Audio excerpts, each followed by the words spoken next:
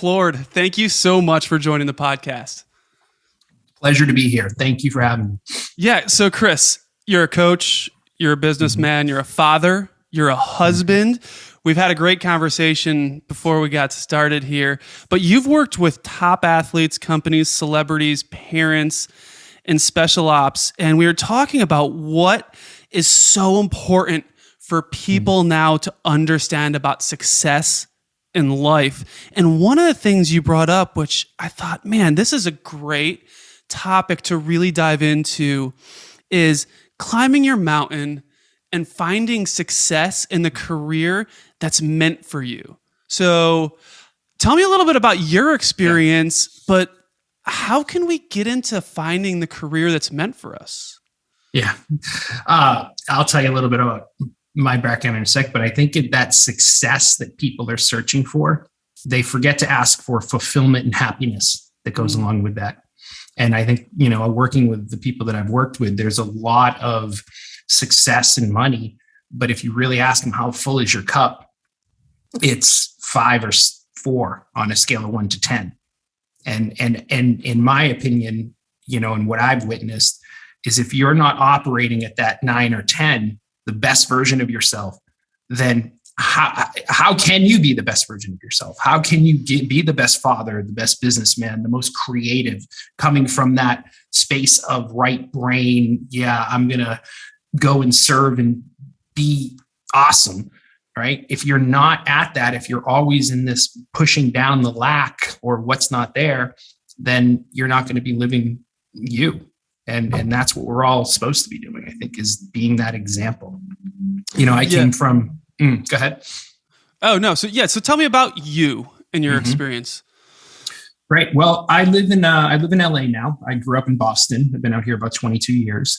I grew up in a town south of Boston called Brockton. Very athletic, had Rocky Marciano, Marvin Hagler grew up there. I played football, wrestling, sports. But I was a really sensitive kid, like crying at the drop of a hat, just super emotional and just didn't understand why. I thought there was something wrong with me. So I decided to kind of quote unquote man up and put on this, athletic persona, this, man, what I thought a masculine man should be. And I did that. I got my business degree, went to Disney University as an internship. I came out here, worked for different companies, Enterprise Rent-A-Car, Xerox, did some marketing at different firms, medical device sales. And what I realized that even though those were great jobs, I did what I was supposed to do. That wasn't what I was meant to do. I wasn't living the best version of me. I wasn't truly happy. I was getting my cup drained, and it had no fault of those companies. They're fantastic companies. But my purpose was to serve, was to help people hold up the mirror and help people see the best versions of themselves. And so I embarked in personal training. I became an instructor. I presented for various companies, certifying thousands of instructors around the world, working with all sorts of people from walks of life.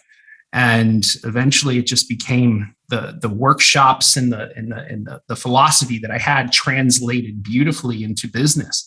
The same purpose of getting someone to complete an Ironman that I was coaching or reach a fitness goal, that was all about the mentality of how they approached it, right? The falling in love with the journey of the training became the obsession of mine. Not necessarily the race, but how did you do this in the most efficient way? And did you enjoy the process? Because so many people get it done.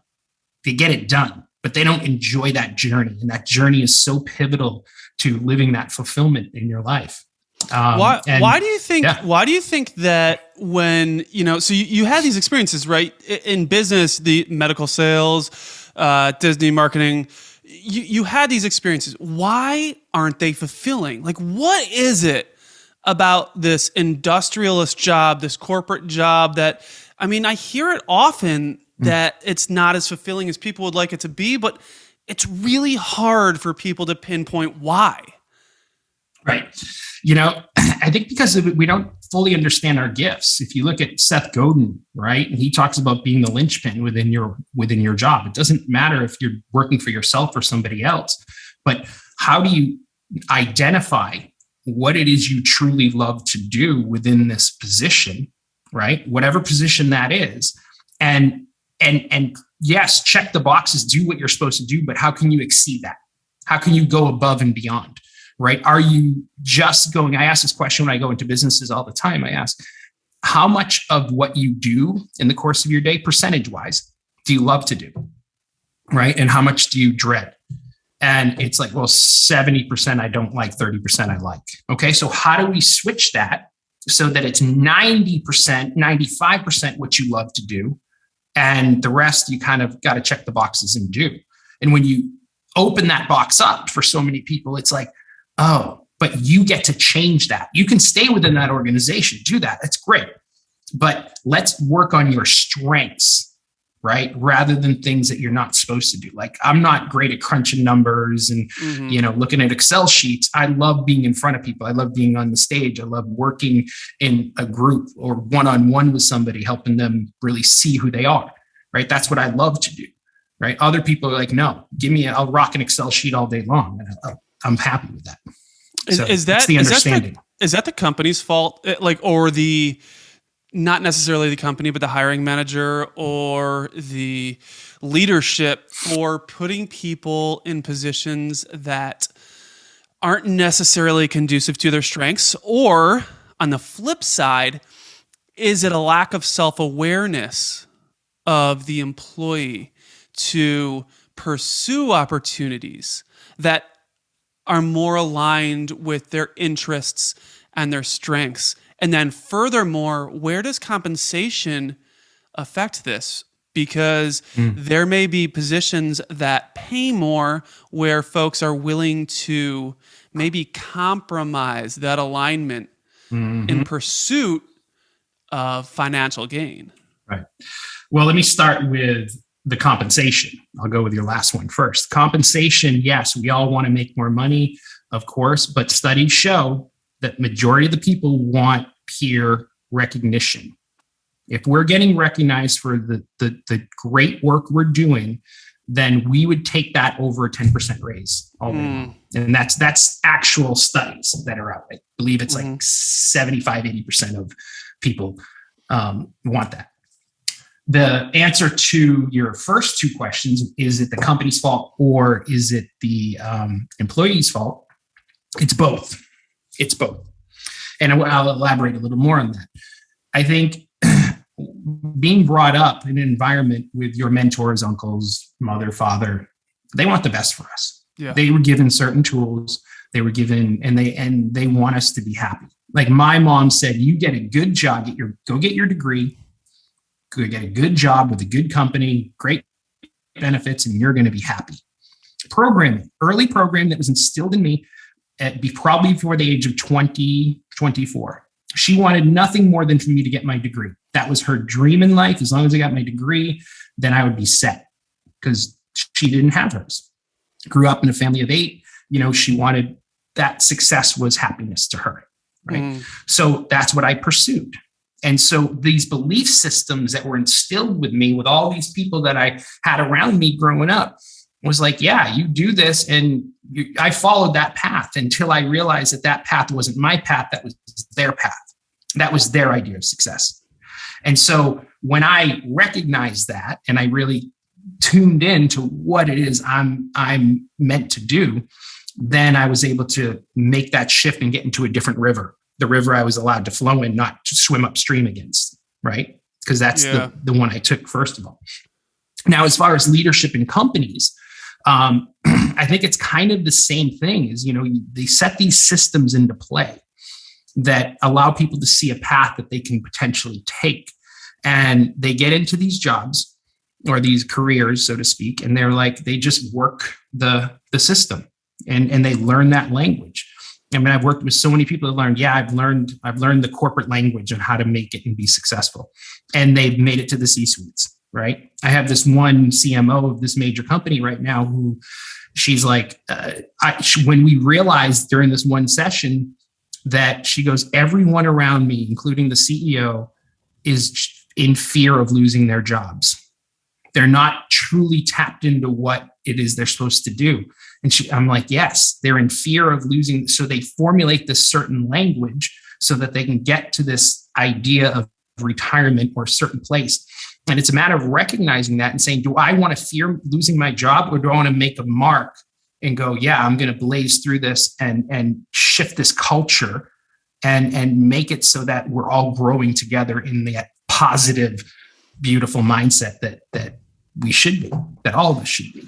This is an interesting idea, and I'd like to dive into a couple things. The main thing that I want to dive into here is this idea about the language of success in business. And I haven't really heard it described this way, but I love that you said you can understand the language and you can learn the language to work yourself up to the C-suite in a company. And it makes so much sense. Like in a lot of ways, look, results are important, but building the relationship with the right people, knowing what to say to whom, and all that is so important. So I'm curious, how do we reframe our language? How do we learn a new language, but not the language of success and corporate culture, but the language of happiness? We were talking earlier and you said, my goals is happiness, it's fulfillment, it's servitude. Like, how do we learn that language? Not the, I want to be the CFO of Google. How do you learn the, I want the fulfillment of Chris? I want this happiness that he's pursuing. What's that language? How do we start to incorporate that language into our daily living? Right. That's a great question. And language is everything, how we speak to ourselves. Where are we getting motivated from? Are we coming from the judge, left brain, survival way of being? Right? Is the hyperachiever, is the controller leading us? Right. This comes from positiveintelligence.com. And they have this beautiful program I went through that talks about diversifying or looking at the left brain judgment and that language that we speak to ourselves and switching it to the sage. Can you start coming from a more compassionate place? Can you come from an innovative place? Can you creative place within that right brain? And studies actually show if you can shift that and learn to train that part of you, literally within, you can do it within 6 to 7 weeks, just like you're training your body, right? But it's catching it, it's disrupting those patterns coming from this place and go, I choose to go down this route now. I choose to make the decisions based upon my right brain sage or Jedi, if you will, right? I want to live that type of life and not the fear. So it's catching it within ourselves first. And I think the second part of that is, what is leadership, right? Is leadership having a title or not? Is it being that leader within the organization that you choose to be in so that you can impact the people around you, right? It's not about just getting by and doing your job. It's about, here is this legacy I get to leave behind. And it's not about my ego being this legacy. It's about seeing people rise up around you. We want to be around people that we're elevating and lifting ourselves. And that's what the whole point of a team is to be in that environment where you just can't wait to get there every day. You get to see people rise up. You get to have them fall, and you get to be right there to help them up and say, let's go. We're going to do this. We're going to learn from this. We're going to be better from this. So this is an interesting idea of training your right brain. And I'm curious to know your perspective on whether this can be counterproductive if you've already built a career in a certain way, right? Because if you're on a path and you've learned this language and you're achieving levels of success within the career you've built, can a shift like this be counterproductive? It seems like it can be. I mean, this could be dangerous, right? Not necessarily, because again, this is study-based, right? To the point where, I love this quote, if you always do what you always done, you're always going to get what you always got. So I'm going to ask the people that I'm working with, okay, I know you're building a level of success. right? You've already built two beautiful, sold a company, you're working on your second company, right? I'm asking them point blank, are you happy? Are you fulfilled? Is this going to work again? They're building something different, right? And is that enough? What are they chasing in the second company? Is this company in service of the world? Is there a conscious capitalism mindset within this?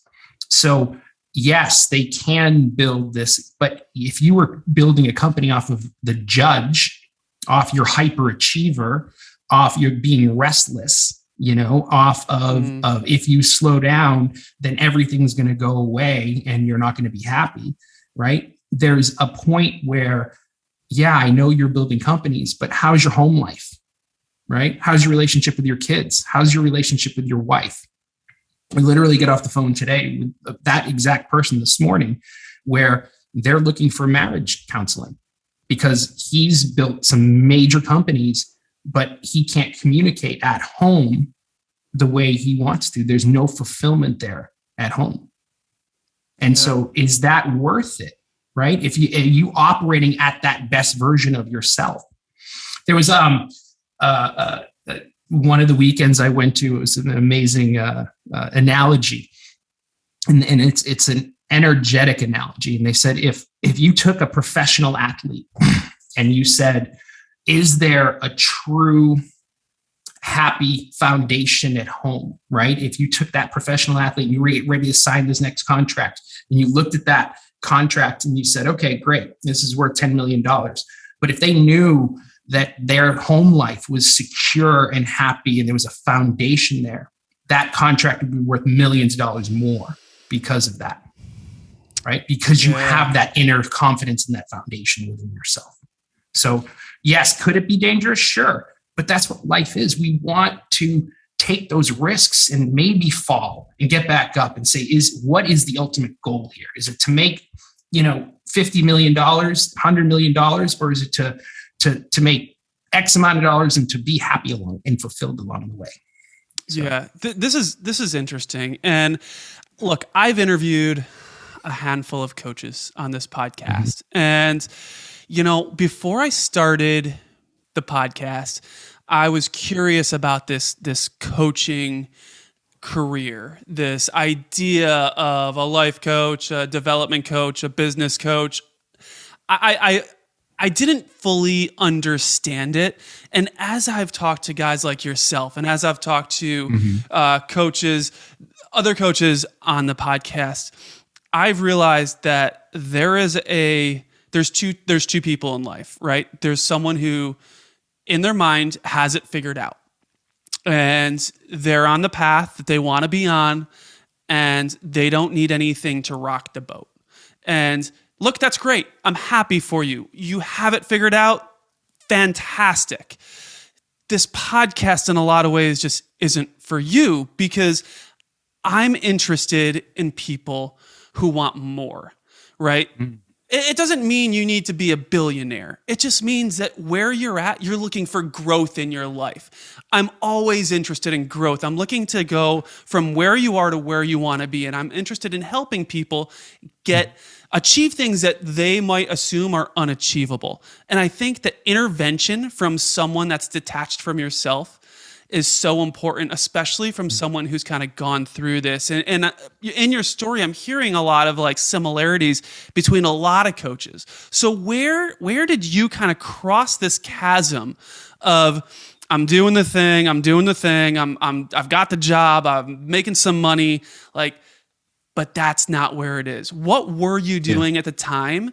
And do you remember that experience of saying, hold on, there has to be a shift? Yeah. I know exactly where I was. So 16 years ago, my wife got pregnant with our first child. And I was doing well in the fitness industry, traveling around the world, making six digits, living in LA, training everybody under the sun, working, teaching class, sold out class. It was great. I was like, this is the life. My wife got pregnant. My old limiting belief came back. That old programming came back and said, you know what? you're not, you're going to be tapped out now? What's going on here? Okay. And I said to myself, okay, wait a minute. I'm about to have a kid, about to have a family. What's the highest paying sales job I can get? And at that time, I was like medical device sales. Great. Let's go after that. So I redid my resume, first time in years, doctored it all up, beautiful, submitted it, found a headhunter. Within 2 months, I had a job at a medical device company. Went in, great, got to dress in scrubs, go and train doctors in the OR. It was kind of cool, being in all sorts of surgeries. But then I realized, about not 10 months in, I was in a big surgery and we had a break, and the doctor, we were chatting, and he goes, "What did you do before this?" And I told him, I was working in this industry, helping people, traveling around the world, certifying instructors, da, da, da. And he looks at me and he goes, "Why would you ever leave that?" And I was like, yeah, it was like a dagger, like, oh, wait a minute. And I was like, for the money. I used money as my number one. Fear was number two, fear of lack thereof, running away from what I didn't want as opposed to running towards what I wanted. And in that moment, I said, well, what is it the example I want my son to have, and my daughter eventually? And it's to follow your heart, be true to yourself, be that authentic version of you, right? Be in service. And I soon made the decision. I said, okay, I'm leaving. And the universe lined it up. It was like, "You sure?" And I made that clear decision, right? And so then a couple of curveballs came in. It was like, oh no, here's another job that you could potentially have with a little bit more money. And then another job. And it was like, no, it was testing me to say, are you on that path to go? And so I was like, yes. And then as soon as I got out, everything was great. My wife lined up a job. She had it for 3 months. I was able to hang with my son. And within 4 months, my business was 4 or 5 months, my business was right back on track. And I think even better than when I started. So that's pretty powerful. I love that. I love that you were in fitness first as well, because I have a theory that I'm not even going to call it a theory. I'll call it a law, right? Get the confidence in there. I know from experience that building a strong foundation is the key to success in so many areas. And it's the key to success in fitness. It's the key to success in business. I think it's the key to success in life. And there's so many analogies for this. I don't know. Have you ever tried to build a card castle or whatever with like trading cards, If you don't have a big, strong foundation at the bottom, it just comes crumbling down as soon as you get, 2, 3, 4 cards high. Same thing if you've ever tried to go out and, you're into fitness, if you ever tried to go out and run a marathon, like you can't go out and train hard on day one. You have to build a base. Same thing in business. If you go try to sell your medical devices that you tried to sell, and you're going to go to the busiest doctor in LA and think that you're going to convert him on day one, you don't know anything. You haven't built a relationship. You haven't built a knowledge base. You haven't built trust. That's all part of the foundation. But I do think a lot of this foundation comes with like really getting yourself healthy mentally and physically. So what would you say like the 3 pillars to mental and physical health of building a foundation would be for somebody? Of mental, or are you talking physical and mental?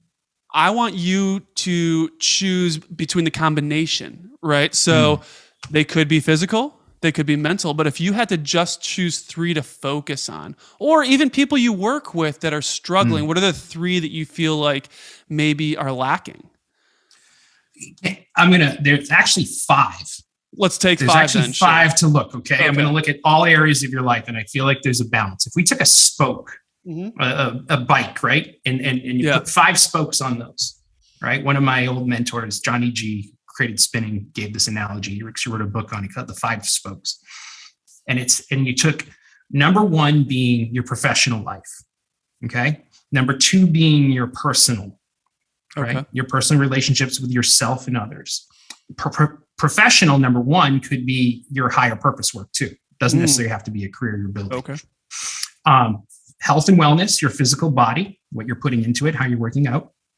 Financial as well, your relationship with money, and then spirituality, your connection, however that looks. Could be religion, your connection with the earth, with others, with, universe, whatever it is for you. But if one of those was out of true, one of those wasn't in place, the wheel wouldn't spin true. There would be a wobbling amongst this. So I see. It doesn't mean that you can't put 60, 70 hours into your career, but what are you doing to take care of your body? What are you eating on a regular basis? How are you focusing on that relationship with yourself and nature and what's around you?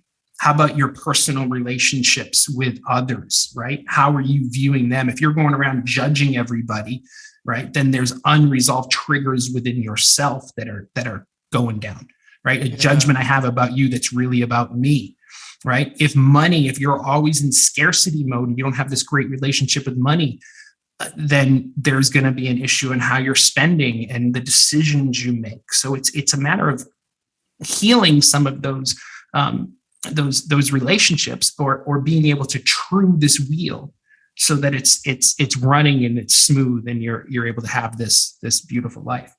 And balance, I think, isn't like having balance every day. It's just a matter of going, okay, I'm writing a book. I know I'm going to be doing this for the next 2 months, but I'm going to book a 3-week vacation with my family after that so that I can make up for that time. But I'm going to be communicating with them along the way, right? Yeah. So, there's an ebb and flow to it. But I think it's working on all of those things that are going to make you. I think balance is difficult. I think it's one of the hardest things to prepare for. I think it's one of the hardest things to be aware of.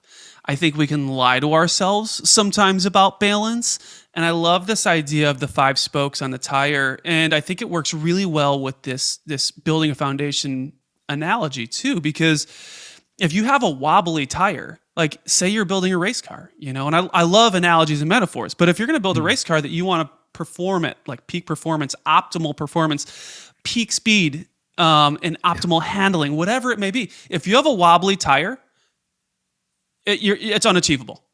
It is unachievable. You have to balance those spokes. But I like what you said about kind of like the seasons of balance. And I like to use that word seasons when I think about balance. But I struggle with balance, family, money, business, purpose. I mean, what strategies can we use to better balance our lives? And I think as we write, if you ever wrote a business plan or created a strategy, like what you just said, or a system to kind of move forward, that business plan never follows exactly the way you put it down on paper. So right now we're this is probably going to air in January or whatever it is. I don't know if it's going to go in the next week or so, but right now it's December and we're building a foundation. All my clients, it's like, let's use this time to get ready for what we're preparing for in 2022. Yeah. Right. Don't just go, I'm going to create a New Year's resolution come January 1st or 2nd, whenever you do that. Those never last anyway. Yeah. But it's having the right strategy. So I'm looking at, okay, let's look at your fitness routine, right? What are you doing to take care of your body? Let's line that up. Oh, great. You want to train for a marathon? Here's the periodization program we're going to put you in. Okay. Things aren't going so great with your wife. Okay. I see that. Maybe we're doing a little counseling, right? Making a date night once a week, committing to that, right? Going on a vacation, like so that you're able to take care of that. Maybe it's you getting therapy for yourself because there's some anger issues or some unresolved things at home. Your business, you're laying down your financial projections.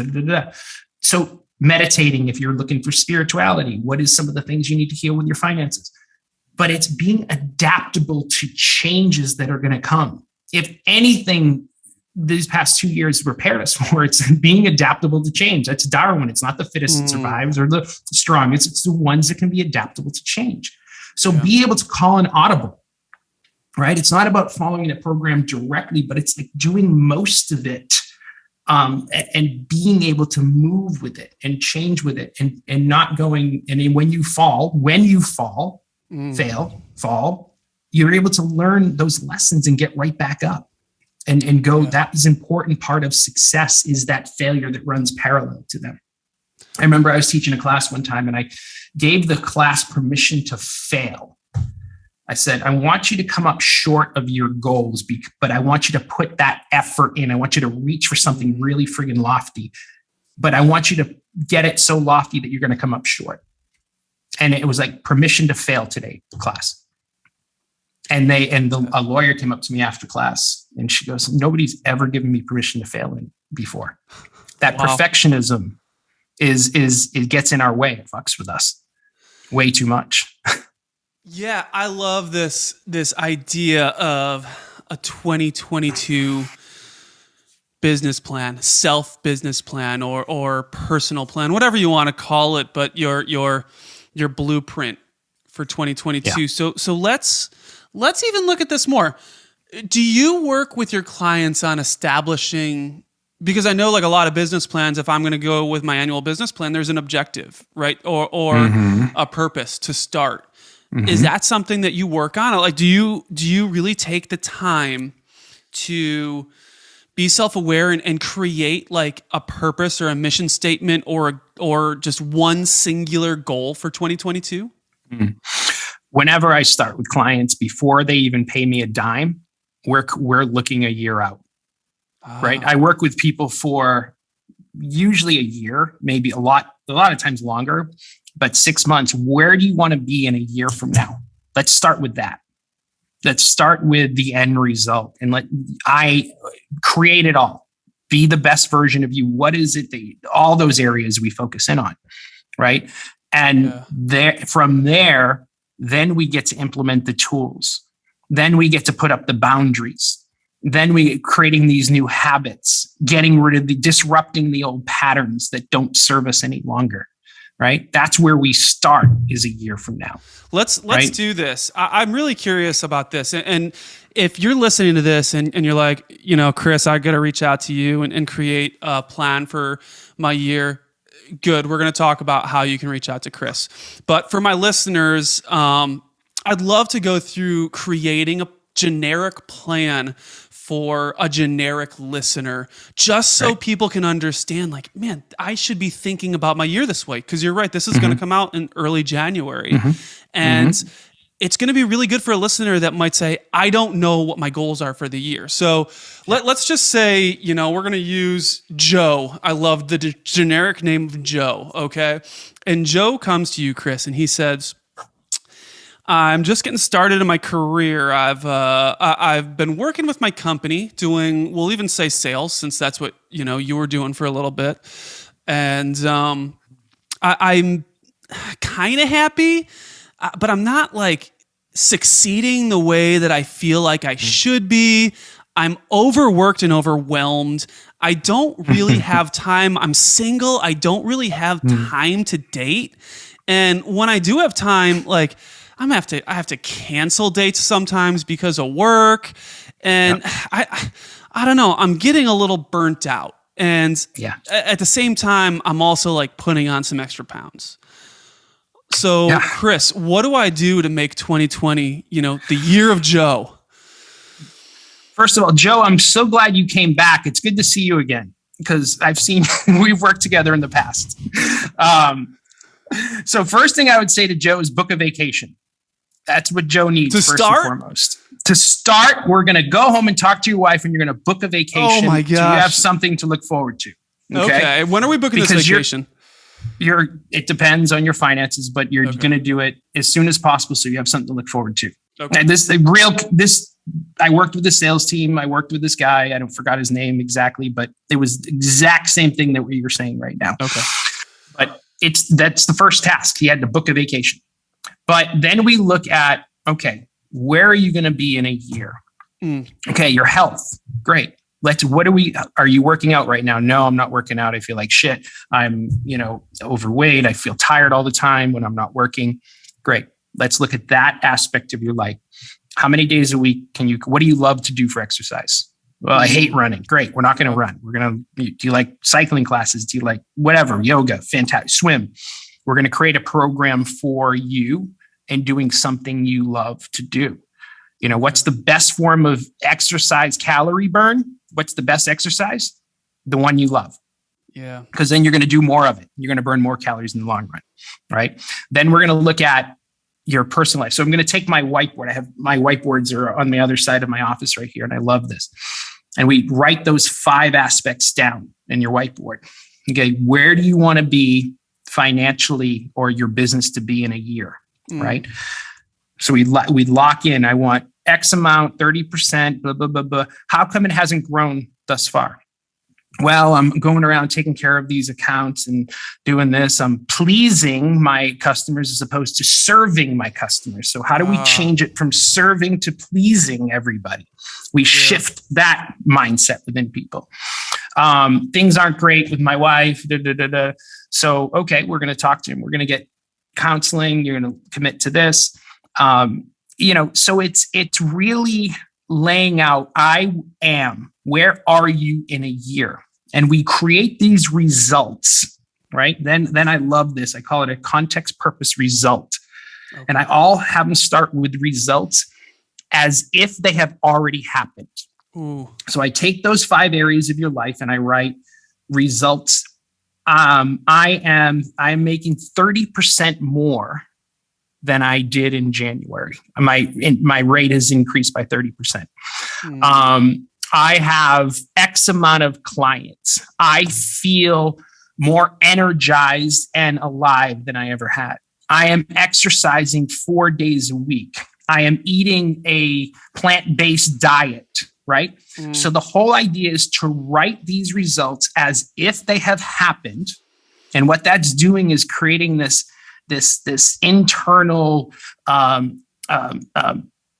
way of being that you already feel as though it's already here, right? So you're tricking the universe, not tricking the universe. My wife calls it, you're putting a magical spell into the universe because you're writing them as if they already happened. So you're projecting that. So there'll be about 6, 7, 10 results for each area of your life.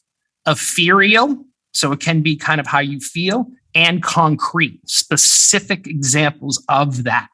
And that I have hundreds, maybe thousands of those different context purpose results. So we take those results, we write in the purpose, so your mission statement, and then we create a couple words of a context that you're going to carry with you throughout that event or that year.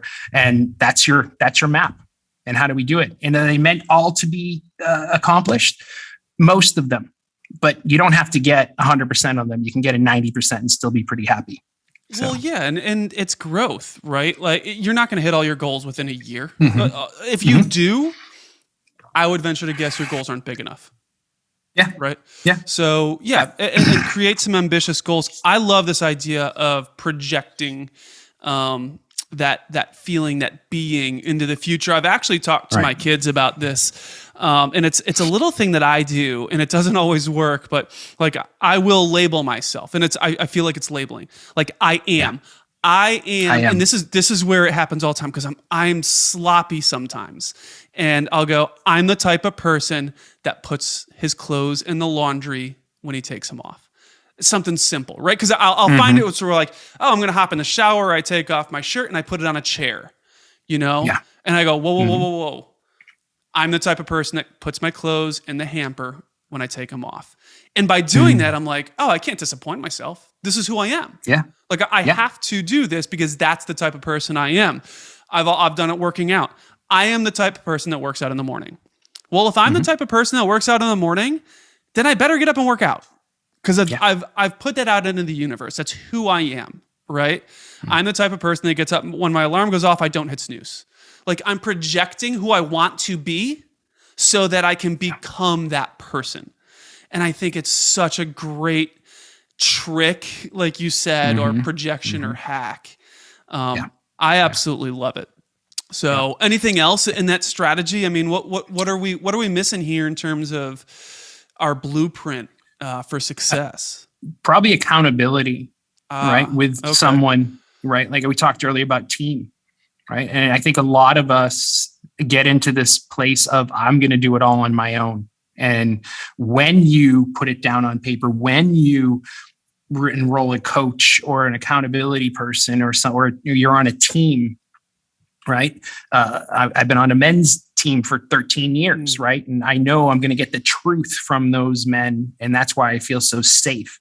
So you take those people in your life and you go, this is what I'm doing. And I want to share this with you so you can hold me accountable to this, right? And it's stop doing it alone or just saying it to yourself. It's really easy for us to follow up with commitments to others. Yeah. But what about that commitment to ourselves? And I think when we start committing to ourselves more and following through with that, that's going to be a greater act of self-love, so to speak, where a lot of people are missing that. So it's getting that person to hold you accountable and stating and making sure that person, number one, is you. I love that. So guys, if you are interested in a more personalized plan, Chris, how can people reach out to you?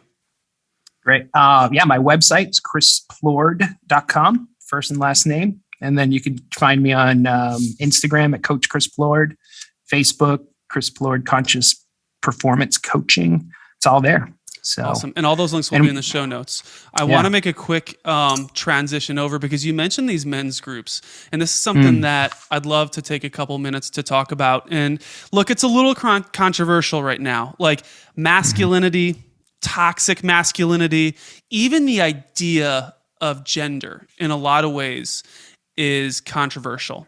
So I'm sorry if this offends anybody, but I think it's really important.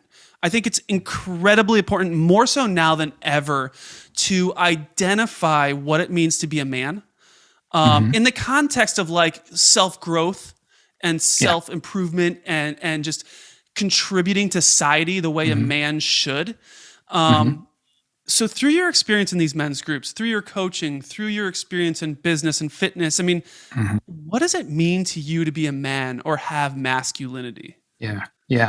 That's a great question. I think it's what we're seeing is modern masculinity kind of become the new word. Leadership, right? I think it's we talked about leadership earlier, but it's truly connection to, I think, yourself first. It's authenticity. Earlier in the show, we talked about following the path of a certain corporation and saying the right things.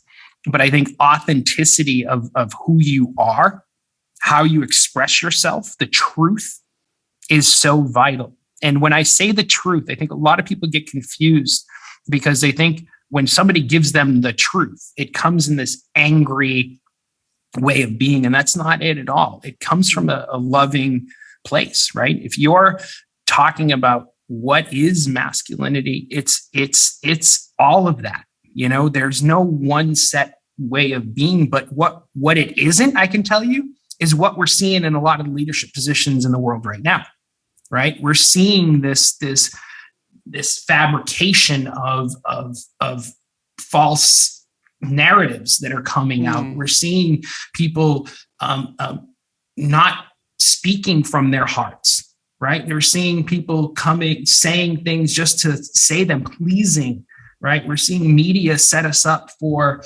in fear.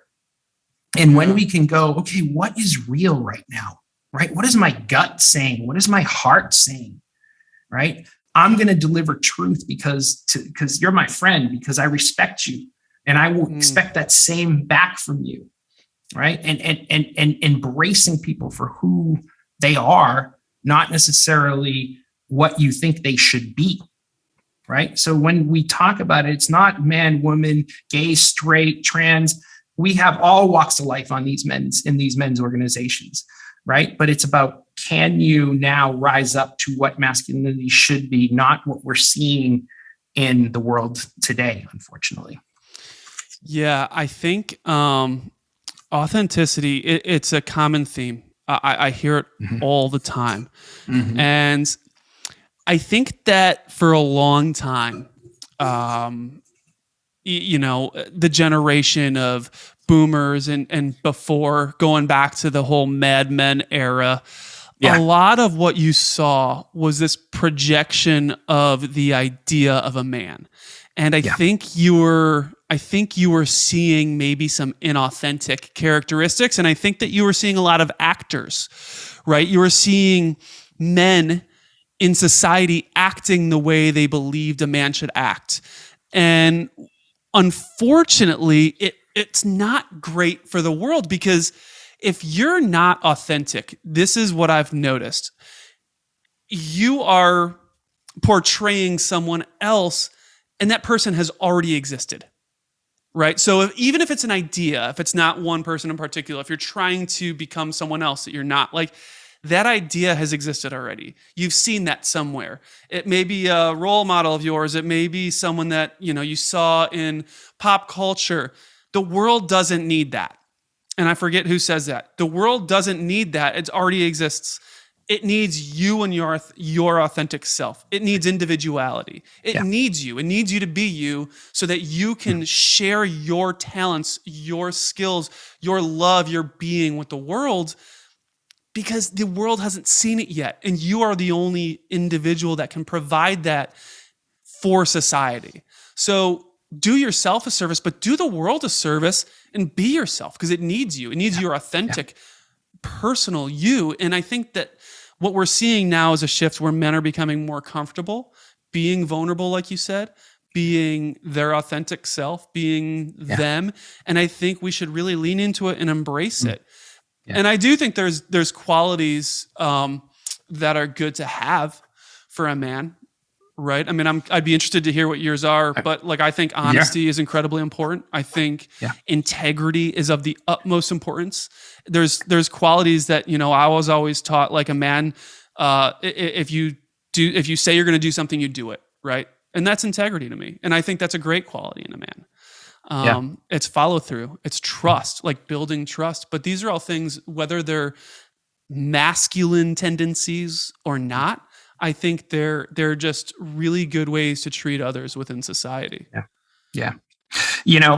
One thing that came up and that was beautifully put. One thing that came up is it's men aren't owning their stories, right? What we have been through, we're wishing that it never happened to us. We're pushing that down. Right. Man. And when we can sit there and go, what happened in my life for me? What were the superpowers that I gained from those situations? Right. And take the lessons and extract them and go, you know what? This was a gift. This is what has given me this person, this soul. I had to go through this in order to get to where I am right now. Right. And that is such a hard thing for so many people to go through. That's why a lot of men, we're just talking specifically, and women, by the way, why we're suffering is because we're not owning and we're not stepping into our true power of what that is, of what we've been through. And another thing I do with my clients is I take them through those 5 or 6 major things that have happened in their lives that they probably wouldn't wish on anybody else, but they got through them, and now here they are. And we get to look at those lessons. We get to pull out those gifts, right? And now how can you take those and be in service to the world with those? Because that's the key, is work on yourself. When you do that, that gives everybody else permission. You're the example. That's what leadership is. Working on yourself, being the true version of yourself, owning it, not victimized by it. That's a big difference, right? We can go into the sensitive, like, oh my God, I'm going to tell you about my feelings, and be in a very victim context. No, I'm saying step into that, be in your emotions, and be in the ownership of it. There's a big difference between the two. Owning your story, owning who you are, stepping into your true power. Yeah. And in a lot of ways, it's allowing you to kind of embody that hope that others need so much. And I think if you neglect some of the trauma or adversity that you've had in your life, it doesn't provide that hope, right? Because it's like you said, you have to be authentic. And I think in a lot of ways, people are looking for role models, not to be like, but to at least show that things are possible. So if you are kind of like holding back, you're missing the important part of your story. There's nothing more beautiful than overcoming adversity, right? Like if I were to tell you, I ran an ultra marathon last year, right? A 31-mile race. Cool, right? Like that's impressive. Well, Yeah, but what I neglected to tell you and what I forgot to tell a lot of people for a long time was that I have a debilitating lung disease. I was told I'd live to be 35 years old. I have to take medication every single day. I'm infertile because of it. Like, I can't breathe to pray with my kids at night. All of that is a part of my story. And because I can lean into that now and say, this is who I am, I'm not ashamed of it. I'm proud of what I was able to overcome in spite of it. That gives someone else hope that's going through adversity, that looks at that Instagram idea of what successful people look like and can say, wow, you know what? He went through some shit too. I guess I can get through the shit that I'm going through. Not, right. I can't achieve that because running 31 miles is hard. Right. You know? So the story, that is what's going to impact people. Then you get into the right brain, right? It's not just here, let me give you an inspirational quote and have this, and those are fantastic. But it's the stories that really hit that deep emotion of people, right? The stories of who you are, of how you got to the place that you're at right now. I love that. It doesn't have to come from a bragging standpoint. It comes from a place of, I'm proud of what I went through. I own who I am. Yeah. So it's important, guys, if you're listening to this, lean into your whole story. You know, don't fall into the Instagram trap of this is what it looks like to be great. Because there's a backstory to everybody, you know? So lean into all of you. Be authentic, be your full self. Chris, this has been awesome, and I really appreciate your time. I do have 3 questions that I like to end every podcast with, so I'll get into those. You already shared how people can reach out to you, and those will be in the show notes. But what's the most impactful book that you've ever read? It's a quick read, but it's great. It has a lot of good stories. Chop wood, carry water. Yep. It talks about falling in love with the journey of becoming your greatest self. It's a classic. I've heard it a handful of times, and the story behind it is profound and should be heeded for sure. Yeah. If you could have a drink with anyone in the world, past or present, who would it be? What would you drink and why? Oh, I like that. Let me see. I think Roosevelt. And the reason I say that, Theodore Roosevelt, okay, right? Teddy. There's a couple things. You know, first of all, you have that man in the arena quote that he wrote. Love right?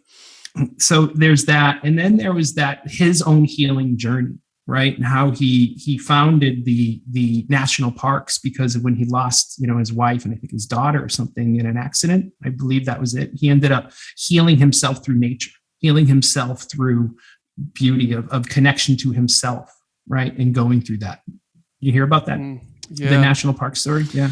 So. Yeah, it's I haven't heard that full story. I'll have to look into it because the national parks, I mean, it's such a profound impact that he's had specifically on the country.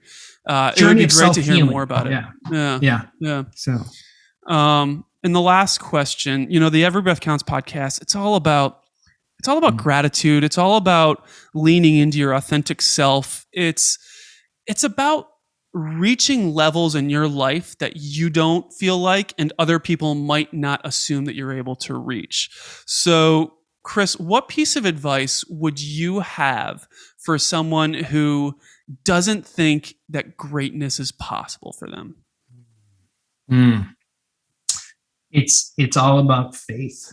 It's about jumping in. You know, we talked just a minute about being in the arena, but look at the stories, look at the people. You know, we're all meant to be here to heighten ourselves. We're here on a path to go through certain pieces of adversity, right? And when we can look at that and say, this is here to challenge me to be a better version, because there is greatness that is not to be found, it's to be unleashed within ourselves, right? And the deeper we dive into the middle of what we are and who we are, facing those adverse emotions and those things that most people don't deal with, disciplining ourselves so that we can be free.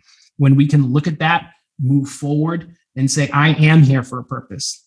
I am going to find that. I have a short period of time and I'm going to get going and I'm going to dance with it as opposed to fight with it.